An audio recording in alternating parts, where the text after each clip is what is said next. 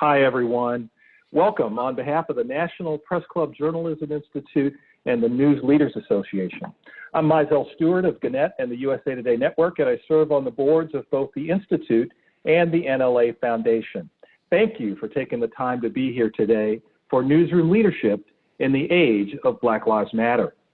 We're looking forward to a great conversation among our guests for the first segment of the program. And then we'll open it up to your questions. What I'd like is if you could share your questions using the Q&A function on Zoom that can be found at the bottom of your screen. It's now my pleasure to introduce Mary Irby-Jones and Katrice Hardy. Mary was named executive editor of the Clarion-Ledger in Jackson, Mississippi in January, and has led local news and investigative coverage in newsrooms in several states. Catrice was named executive editor of the Indianapolis Star in March. She is also Gannett's Midwest regional editor with oversight of more than 24 newsrooms in the region. Thanks to you both for being here.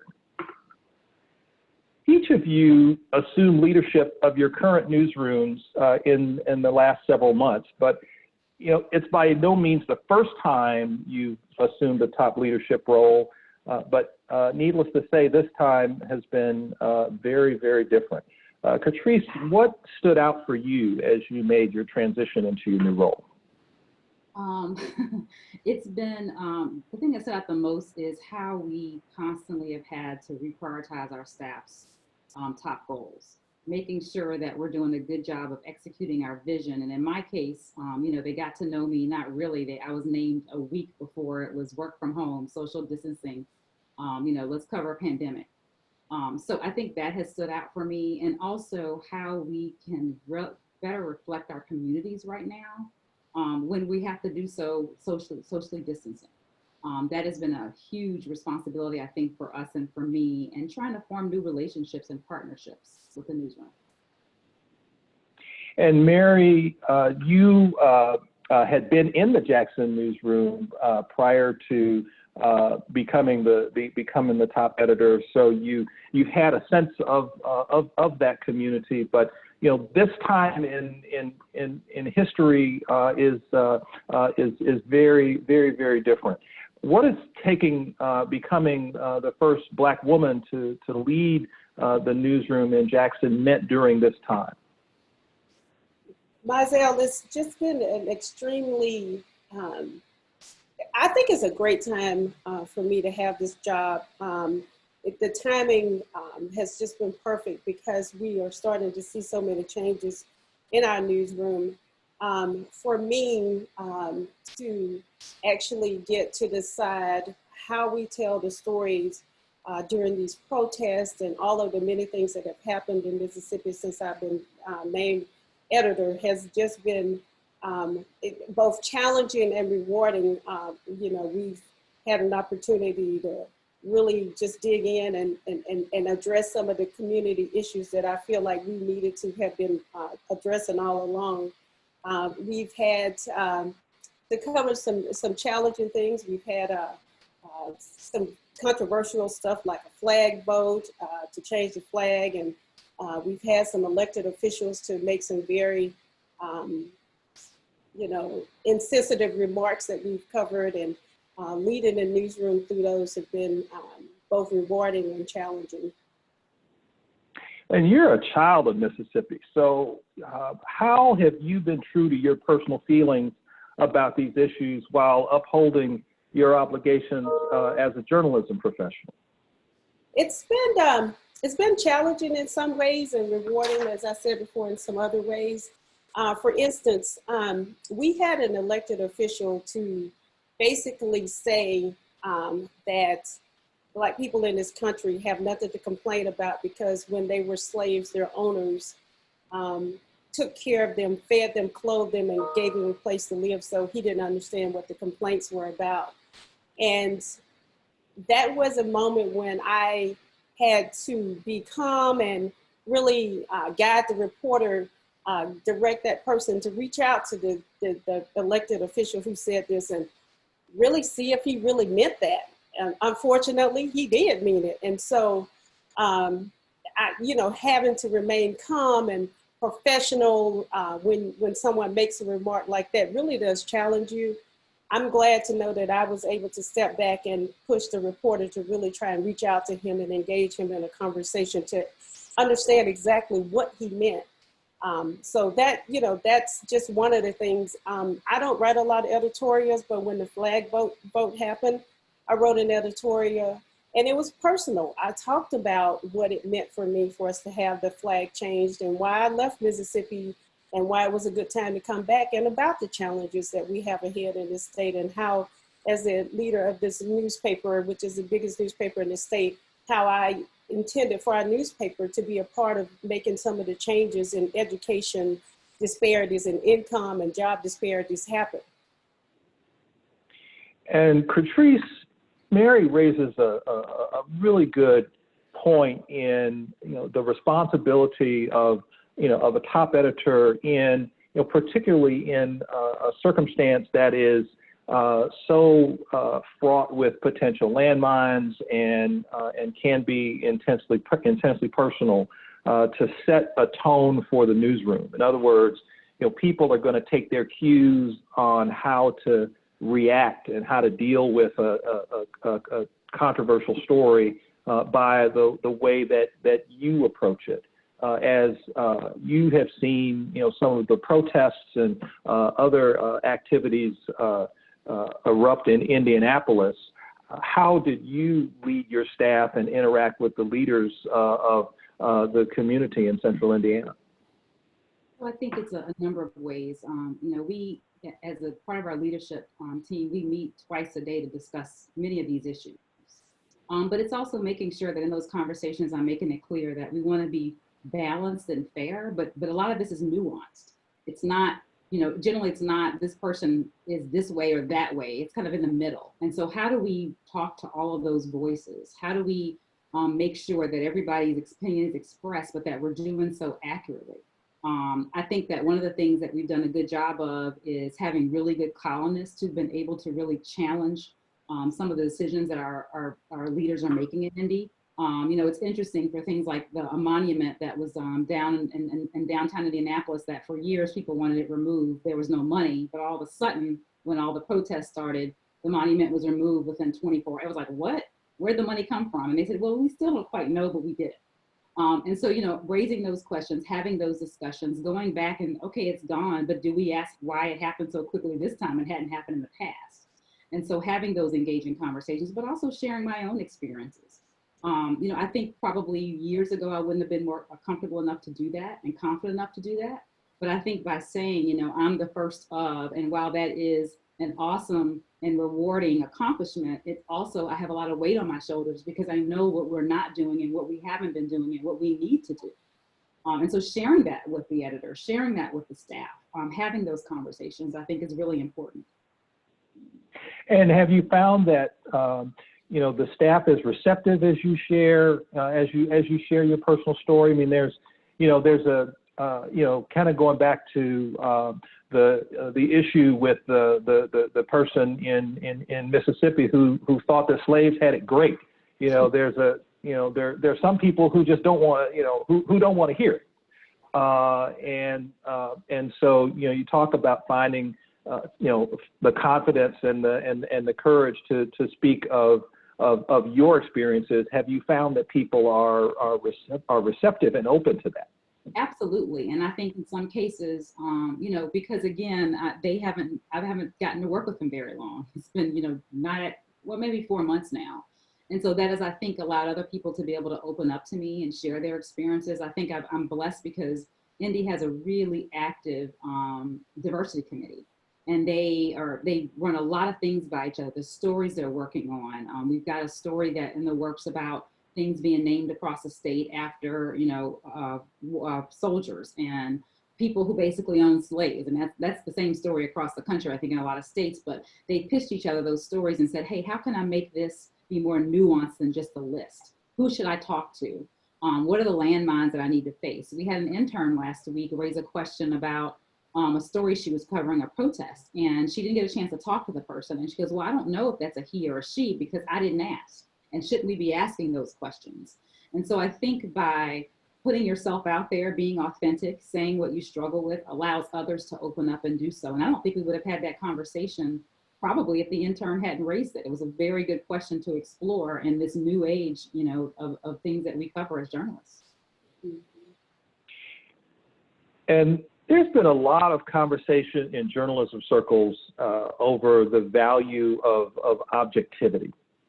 And I want to preface my question with a disclaimer. I don't think that objectivity is as much the goal as fairness. In part because I believe that one of the major reasons behind our push as an organization, News Leaders Association, and others in journalism to, truly diversify the nation's newsrooms and help them reflect America is to provide news content and coverage that truly reflects the community. And you can't do that unless you have a diverse newsroom, and we're giving people the opportunity and the encouragement to bring their whole selves to work. And so I'm curious about how each of you have grappled with that issue, particularly as Black Lives Matter has moved from initially a real protest movement against police violence into what we might describe as the mainstream. Mizell, I would say for me, the Black Lives Matter movement created an opportunity for me to examine and for our newsroom to examine how we're actually focused on covering Mississippi. I came back to Jackson, Mississippi last year after being away for a while, and one of the things that became very clear to me quickly is that we have a huge disconnect from our community. The area, 3 counties surrounding Jackson in particular, we're not connected to the daily lives of what people are doing. And the Black Lives Matter has given me the perfect opportunity to talk to the staff and also to ask myself the question of how are we reflecting the community? Are we really covering the people in the community and giving people an insight into the quality of lives in our community? Exactly what are we doing? I would say that, we spent a lot of time looking at the suburbs and the different communities and, inner city Jackson. I would say that we have not done a great job here of actually talking about how people live their lives. And there's a lot of things to talk about in this state. A lot of disparity that exists both in the inner cities, but also just across the state because it's very rural. And so for me, we've been able to broach those subjects that we have not been so readily able or willing to do or even thought about doing before this movement. And I would say for me, it's being able to really, go back and reflect on why I got in the business in the first place. And to reflect on the awesome responsibility we have as leaders to ensure that we're doing just that. And for me, it was to cover stories for the underserved, to have me be reflected in the news pages, to see myself in a news story that has nothing to do with anything negative. And so it was a big reminder of that. When I first started, before the protest started, actually, we had a fatal police shooting in Indy where a young man had Facebook Live the shooting. And right after that, days of protest started. And one of the first days of the protest after his death, there were a couple of people at protest who told some of our Indy Star staff that they weren't welcome there. And instantly I thought, oh, wow, this speaks volumes. And it was this one case, but it spoke volumes on how we were viewed and maybe what we weren't doing. So it was a wonderful opportunity to kind of reset and have those conversations. We have not figured it out yet. I wish we had. But we're having really good conversations about what we do, how we approach it. We started some efforts to, Natalia, one of the reporters in Newsroom, and started some efforts to actually do a lot better job of outreach in the Latino community. So she's been translating a number of stories. That has paid off for us. We're seeing dividends there. So what communities are we not covering in the rest of the area that we need to do a better job of? And so I think it's a really exciting time to really think about your priorities, resetting your focus and your staffing on what's most important. And that really leads into the first question from one of our one of our audience members, my good friend Linda Shockley of the Dow Jones News Fund, asked, that, the knowledge gap is stunning, particularly when it comes to, Native Americans, Latinos, African Americans, and Asian Americans. And she's curious about whether you all or you or others in the company offer, reading lists or, teach-ins or special sessions for staff, particularly when it comes to race, inclusion, and equity. So I know, And I was going to say we're all with Gannett, so you can start and then I'll chime in. Yeah, I'll start. One of the things that we do as a company is we have what are known as employee resource groups, and these are employee-led, employee-driven groups that are aligned with the company's business objectives. And I happen to be the co-chair of the group within Gannett that helps and serves African-American employees, but we have groups for Latinx, we have for young professionals, for Asian Americans, and just about every group that identifiable group within the workforce. And one of the things that we did, we got feedback right after the George Floyd protests exploded, and the video of the police officer with his knee on George Floyd's neck went viral, and we got a lot of feedback from people that on Monday morning after this weekend of protest and absorbing that video, that people were not acknowledging what had happened, particularly white colleagues, kind of walking up to people and saying, "How was your weekend?" As if everything was normal. And the feedback that we received was, wow, we really need to do more. And so one of the first things we did was literally a reading list that was distributed to all employees with articles talking about the history of police brutality involving African Americans, the history and legacy of racism and affecting African Americans. And one of the interesting parts about this experience over the last several weeks is that membership in the African American Employee Resource Group has tripled over the past 6 weeks or so, and I attribute a lot of that to people looking for support. They're looking to be educated. They're looking to be engaged. Mm-hmm. And I would say, there are a number of us across the company who have personal missions to actually help others, to mentor others, to make sure that we're thinking of them when things like this happen, checking on them, offering training programs that we're aware of, and promoting from within. So that's the other side of things. I think, we could have a much better process around that, and we are having those conversations. But I find now more than ever, we need to make sure we're doing okay with that. We're doing better than okay. Actually, we're doing a really good job with checking on each other, promoting each other, and just saying, hey, I'm here. There are different chat groups that we have among different staff to just say, hey, how's everybody doing today? I saw this story that you might want to read. Those things I think go a long way too in ensuring that we retain people, but that people feel valued and respected. And your talents have propelled each of you to leading newsrooms that are consequential in the coverage of your respective states, and you both have leadership responsibilities in newsrooms beyond your own. And Catrice, you started to touch on these, but talk to us a little bit more detail about how you both are working to drive issues of diversity and inclusion into staffing and coverage issues.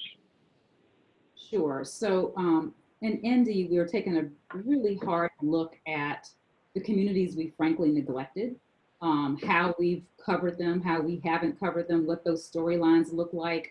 We've got a number of people who are working with Ginger Rowe in our newsroom to really determine what our coverage over the next 6 months to a year and beyond will look like.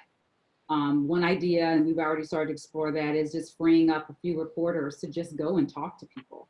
While we have stories we need to tell, we need to look at the inequities when you think about policing. We need to look at the inequities when you think about education. Those are, of course, those are kind of, yeah, you got to do that. But what don't we know? Who haven't we been speaking with? We had a panel discussion about 3 weeks ago with a number of people in the city, and we tried to do a much better job, I think, of using and reaching out to people we hadn't had good relationships with before. Some of them were folks we didn't know and weren't aware of who led protests. And we had a really good discussion about what needs to be done, what communities that we've been neglecting. And so we want to build upon that.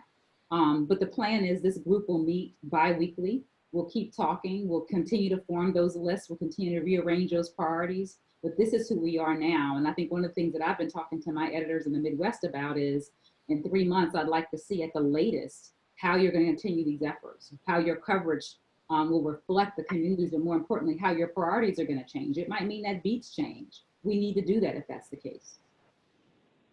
And in my newsroom, I have had, when I got promoted to this job in January, very traditionally gone after the assumption that we needed to have beats more focused traditionally than we had. And since the George Floyd protest movement, I have been rethinking the beat structure that we have and looking at realigning the staff to make sure we're a statewide newspaper. So we have opportunities both regionally and statewide. And so how do we realign staff to make sure that we're telling those stories, particularly, as I mentioned, there are just so many education and job disparities.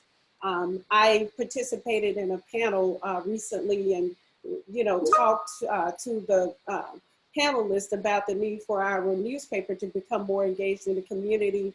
I've started reaching out to people about being on a panel where we can, as a group, hear from the community, because I really think it's really important that we listen to the community.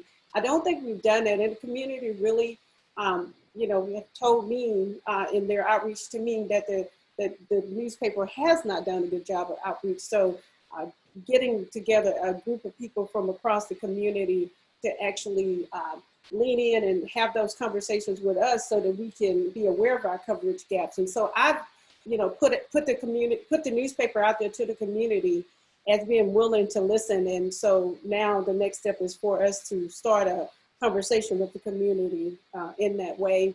We're starting some some stories that I don't think we traditionally would have done in the newsroom. Some stories where multiple reporters are engaged in some specific topics that I want us to address. And I, talk to the staff about the need for us to write these stories and get, I've gotten their input into them as well. And with that in mind, talk a little bit about how the shift from advertising revenue to consumer revenue and the ways that, now, the newsroom is much more engaged in helping generate revenue in digital subscriptions, is giving you all the tools and the resources to target underserved communities. The history of a lot of newsrooms is what I call retail redlining.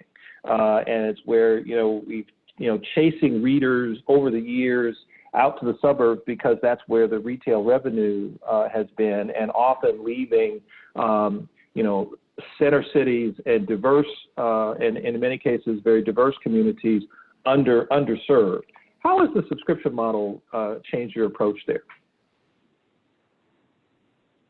Mary, you want to start, or would you like me to? Go ahead. Okay. I think it gives us a license to actually be able to see if, how our community is responding to us. So if you're not doing a good job of covering, frankly, our future readership, then we're not going to be a sustainable business. And so I think it's been, we've had a really good example of what some of the work that the Rochester Newsroom has done, and where they have gone out and focused on certain key groups and said, we want to make a difference. We want to hear your stories. We want to tell your stories, and we want your help in doing so. And that community is responding. I think one thing that we pay a lot of attention to is how long somebody's reading something, and if they hit that subscription button. They're not going to hit it if we're not reflecting them authentically and accurately. They're not going to trust us enough to even bother if we don't do so. And so I think for us, for long-term sustainability, we have to cover the people of color who are our future. You know, that's who will be reading us and buying us and purchasing our subscriptions. I mean, we've talked for years about this, you know, issue of a business case for diversity, and it would seem as though the subscription model lays that pretty clear as America continues its march toward becoming a majority minority country. Absolutely, and I think with the initiative I spoke about earlier with Natalia, we're starting to see subscriptions there. Among our Latino readers, that's paying off, early stages, but good signs. Rochester is seeing amazing results from the work that they're doing. I mean, I think that when you can see that kind of success, and I hope other news leaders will see that kind of success, it's a no-brainer. I mean, we have to do it. And I would just say from my own personal experience as someone who's been in this business for a long time, I feel like it's always been a misnomer that people of color aren't willing to read us or subscribe to us. And I think we left these communities, and that, you know, having the ability and the opportunity to really return to these communities is very exciting for me. And so, you know, I feel like we have to cover our entire community. And part of that is having the staff who understands that, who's engaged in the community, and having a diverse staff ourselves. I want to talk about some of the ethical challenges that, you know, have come up over the past several weeks, and really a fascinating dynamic that has been created. You know, I've been a journalist now for more than 30 years.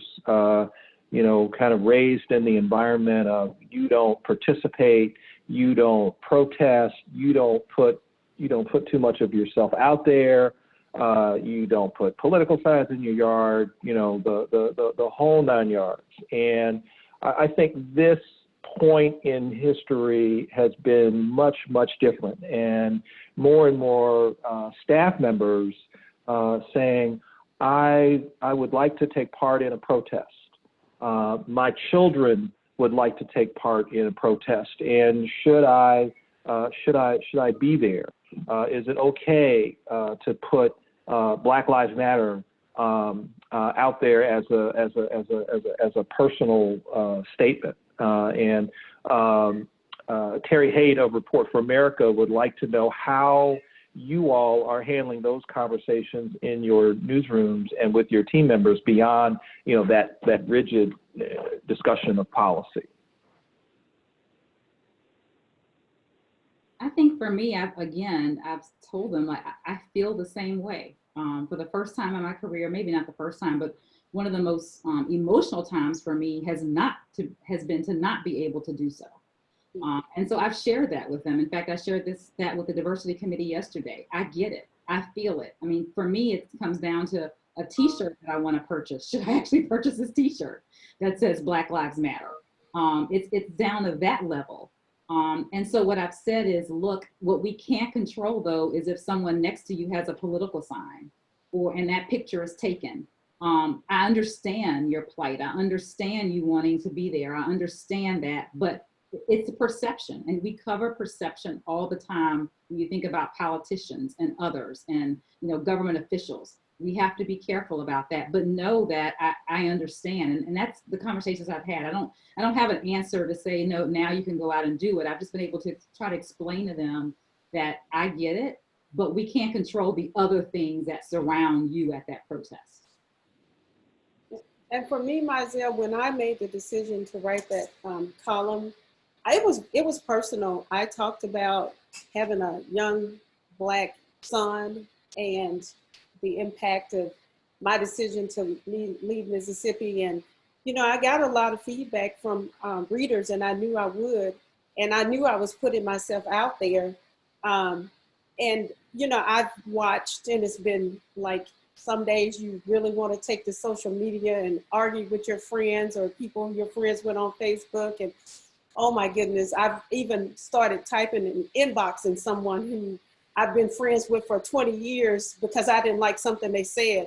And then I stepped way back and said, you know, you're the editor of a newspaper and people will not distinguish you from these jobs you have. They just will not. And so I've stepped back, took a deep breath, deleted my message and called a friend. It is really hard, and we do have very passionate people in our newsroom. They want to do things. We all do. But I know that our obligation as a media entity to try and reflect what's happening in the community, that's the best thing we can do in this time. That's how we can advocate, is by advocating through our ability to show stories and show disparity. That's the best way.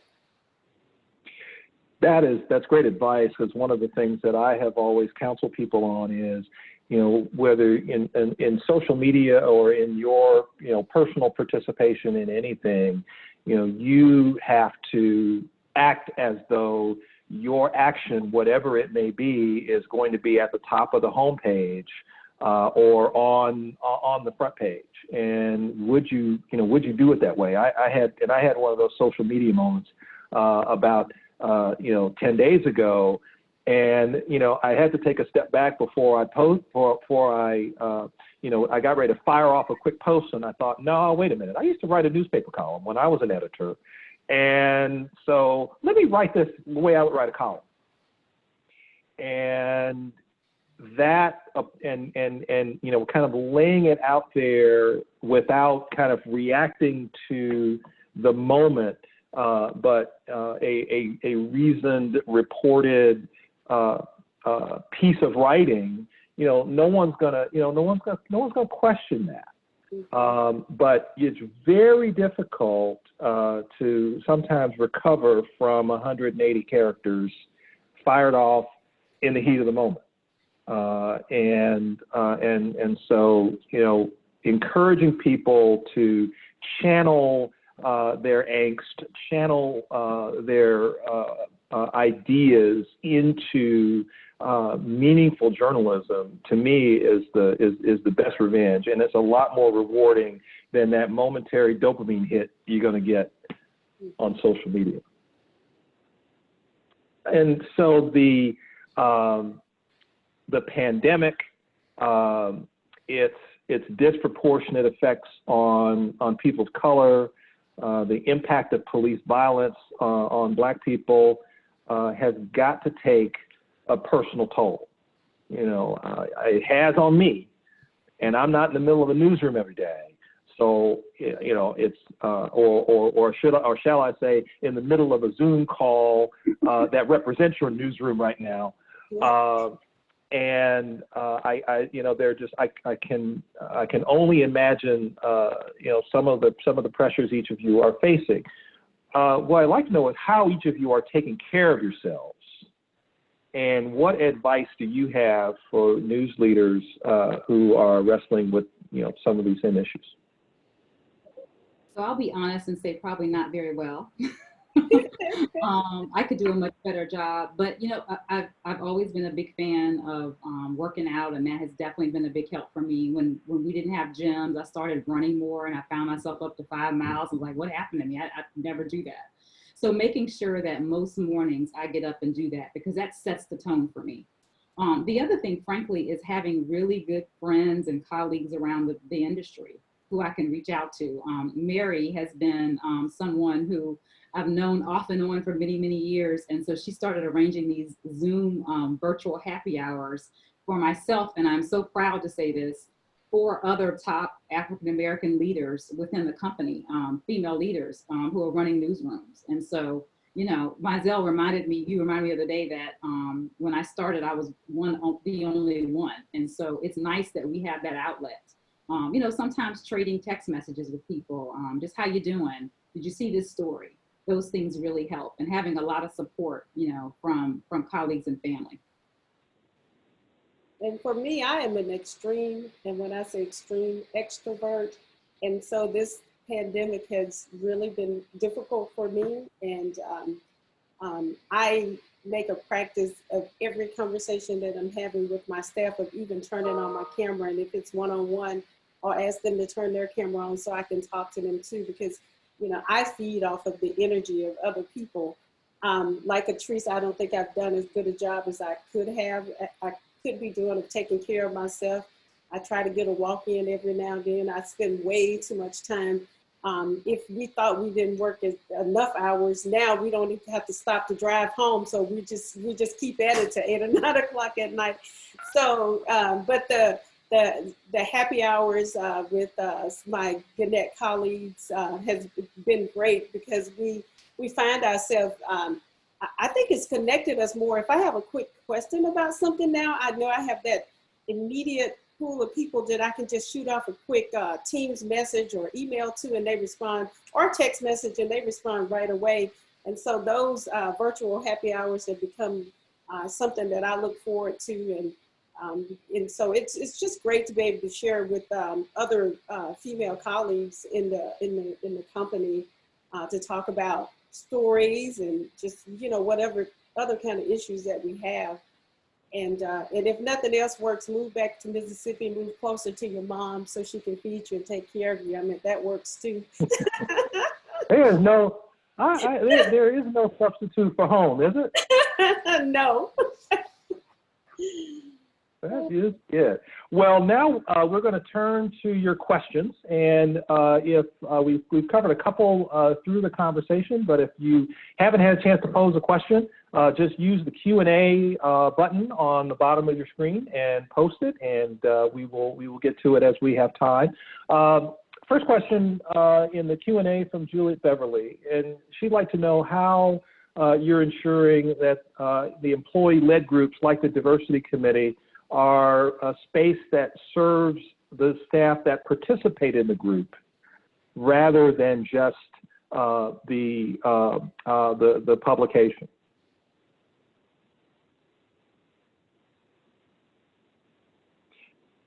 I'll start, and maybe Catrice, if you want to chime in with Indianapolis. You know, with the employee resource groups in particular that are part of the company. You know, they are established to help the company meet its business objectives. I mean, there's not a separation there, in part because the company devotes a lot of time and a lot of resources to those. But the function that they serve for participants, I think both Mary and Catrice really highlighted this, that in many cases, in many communities around the country, there are very few people of color or people in a particular group in a particular place. And so when we can bring together on a Zoom call dozens of African Americans from around the country, many of whom are the only African Americans in their news organization or in their department, it reduces that feeling of isolation. And I have found that that's one of the most valuable, valuable elements of the group that I'm a part of in particular. I think the second thing is really about education. And I mentioned that, we've had triple the number of people become part of the African American Employee Resource Group over the past several weeks. And a significant number of those people are not people of color, but they are coming in order to increase their understanding of racism and the issues, the historical issues that have affected Black people.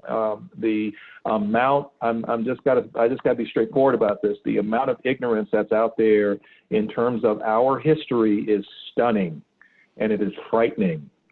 And the conversations that I've had with people with people who are not Black, about what they don't know about Black history has just blown me away. And in order for people to understand why the protests and the unrest is happening, you have to have a better understanding of history, and I think these groups and the interaction between the people in these groups really helps to drive that. Catrice or Mary, anything to add? I can speak to Indy's diversity group too. I mean, they set their own agenda. They invite me, which I'm happy to be a part of their conversations. They like me to weigh in on issues, but it is their group. Many of the issues they're wrestling with, I'm thrilled about. The questions they ask, they're there for each other, but frankly, they're a wonderful resource for us as editors. And so I think from our perspective, yeah, they are connected to the Indy Star, but they are the Indy Star, and they are helping us with issues in some cases I'm not aware of because I'm still so new, which is phenomenal. And I will just add, speaking of the employee resource groups, that there are actually breakout discussions that happen as a result of that group, where people are talking about, like, you know, stories that they may be writing. They want feedback on them, or they may be looking for a specific source or information. So as a result of having that group of people, you get invited to like a one-off discussion sometimes about a story that's very interesting. So I think that the use is just beyond like a once a month meeting. People are using these people that they've built these relationships with through the employee resource group to have other conversations that are being helpful with them with story development, etc. Very good. We're almost out of time. I want to bring our last question forward from my good friend Glenn Proctor.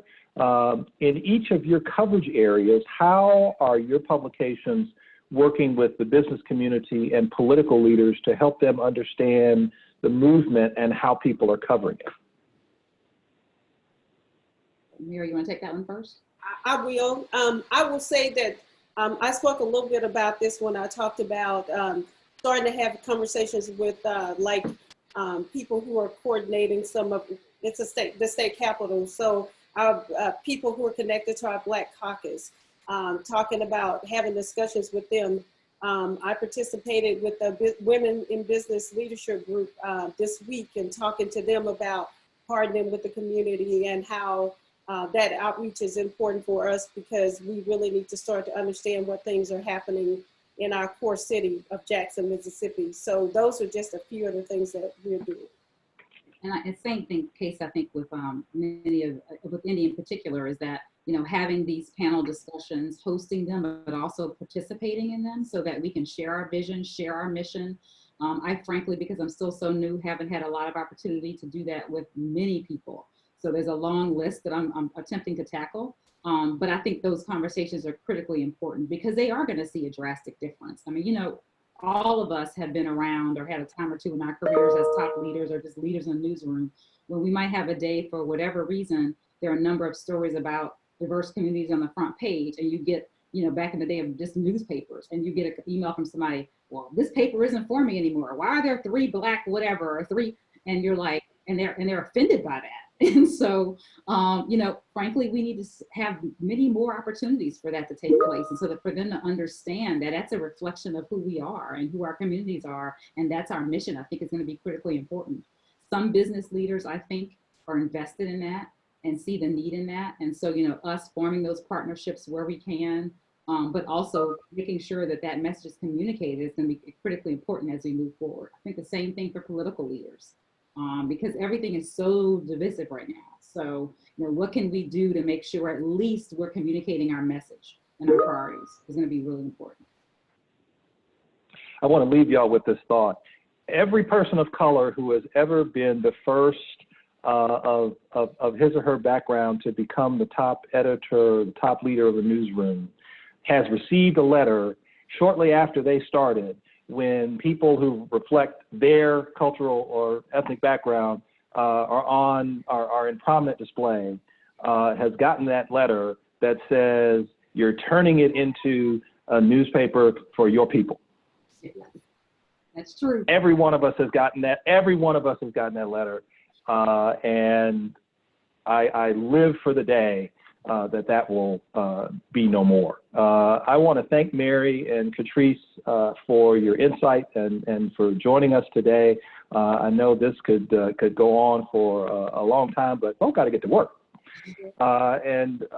So thank you all for spending time with us today. The News Leaders Association and the National Press Club Journalism Institute are here to help you during this challenging time. We've waived all registration fees for programming since March in light of coronavirus, and we're hoping that you'll give our work a thumbs up with a donation in support of learning like this. We hope that you'll complete a follow-up survey about your experience so we can design programs that you and other journalists around the country need the most. You'll receive links to do both in an email shortly, along with a link to a recording of the conference program. So stay well. Thank you all again for being here. Have a great weekend, and we hope to see you again soon. Thank you. Thank you.